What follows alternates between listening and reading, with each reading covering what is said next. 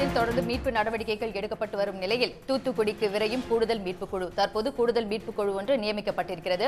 மழை வெள்ளத்தால் பாதிக்கப்பட்ட தூத்துக்குடி மாவட்டத்திற்கு கூடுதல் மீட்புக் குழு விரைந்து சென்று கொண்டிருக்கிறது.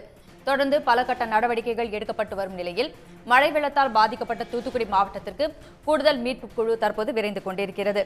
ஏற்கனவே தூத்துக்குடிக்கு ஒருங்கிணைப்பு அலுவலர் நியமனம் செய்யப்பட்டிருக்கிறார்.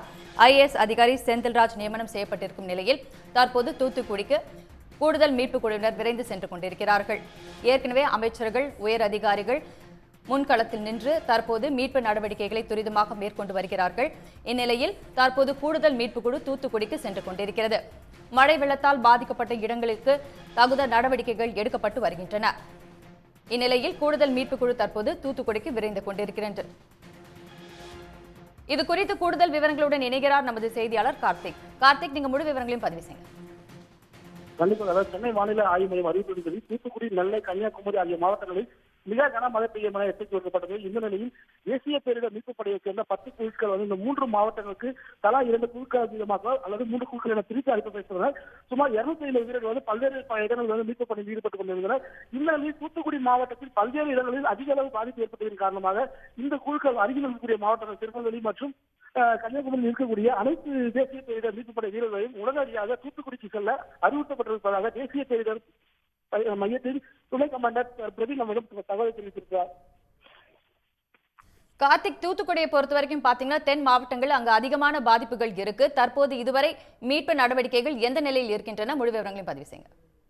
நிச்சயமாக, அதாவது தேசிய பேரிடர் மீட்புப் படையாளர்கள் தற்போது அந்த களத்தில் மீட்புப் பணியில் ஈடுபட்டுக் கொண்டிருக்கின்றனர். கடந்த 2 நாட்களில் மட்டும் சுமார் 504 பொதுமக்களை தற்போது அவர்கள் மீட்டிருப்பதாகவும் மேலும் இரவு பகல் பாராமல் அவர்கள் அங்கு மீட்புப் பணியில் ஈடுபட்டிருப்பதாக தெரிவித்திருக்கிறார். மேலும் 2 பேர் உயிருக்கு ஆபத்தான நிலையில் இருந்த 2 பேரையும் அவர்கள் மீட்டிருப்பதாகவும் அதிகாரிகள் தரப்பில் நமக்கு தெரிவிக்கப்பட்டிருக்கிறது. மேலும் தற்போது அந்த பகுதியில் தூத்துக்குடி மாவட்டமானது முழுமையான அளவு பாதிக்கப்பட்டதன் காரணமாக தற்போது பிற மாவட்டங்களில் இருந்து இருக்கக்கூடிய வீரர்கள் தற்போது தூத்துக்குடிக்கு செல்ல தேசிய பேரிடர் மீட்புப் படை மையமானது அறிவுறுத்தப்பட்டிருப்பதாக தகவல் தெரிவித்திருக்கிறார். கார்த்திக், தூத்துக்குடி மாவட்டத்தில் குறிப்பாக எந்தெந்த இடங்களில் பாதிப்பு மிக அதிகமாக இருக்கிறது, அதை பத்தி சொல்லுங்க.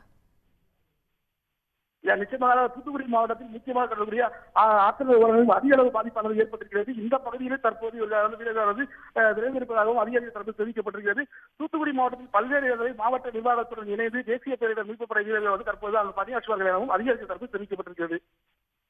கார்த்திக், தூத்துக்குடிக்கு மாவட்ட ஒருங்கிணைப்பாளர் அலுவலர் நியமனம் செய்யப்பட்டிருக்கிறார். அது மட்டும் இல்லாமல் தொடர்பு கொள்வதற்கு தொலைபேசி எண்களும் அறிவிக்கப்பட்டிருக்கின்றன. இதுவரை எத்தனை பேர் தங்களுடைய புகார்களை கூறியிருக்கிறார்கள்? அதற்கு என்னென்ன நடவடிக்கைகள் எடுக்கப்பட்டிருக்கின்றன? நிச்சயமாக தமிழக அரசு சார்பில் சிறப்பான ஏற்பாடுகளால் செய்யப்பட்டிருந்தது. தூத்துக்குடி மாவட்டம் பொறுத்த வரைக்கும் சிறப்பு எண்களாக அறிவிக்கப்பட்டிருந்தது. இதன் அடிப்படையில் பாத்தீங்கன்னா பல்வேறு தரப்பில் இருந்து அங்கு மீட்புப் பணியில் ஈடுபடுவதற்காகவும் தங்களை மீட்கவும் இந்த எண்ணிற்கான அழைப்புகளானது வந்து கொண்டிருக்கிறது. இதே போன்றுதான் தேசிய பேரிடர் மீட்பு மைய கட்டுப்பாட்டு அறைக்கும் பொதுமக்களானது தங்களது கோரிக்கைகளை வைத்திருக்கிறார். இதன் அடிப்படையில் அங்கு சென்ற வீரர்கள் உடனடியாக அங்கு இருக்கக்கூடிய மக்களை மீட்டு வந்து கொண்டிருக்கின்றனர். மேலும் அவர்களுக்கு தேவையான அடிப்படை வசதிகளையும் மாவட்ட நிர்வாகம் தரப்பில் செய்து வருவதாகவும் தகவல் தெரிவித்திருக்கின்றனர். கள விவரங்களுக்கு நன்றி கார்த்திக். உடனுக்குடன் செய்திகளை தெரிந்து கொள்ள சன் நியூஸ் பெல் ஐகானை கிளிக் பண்ணுங்க.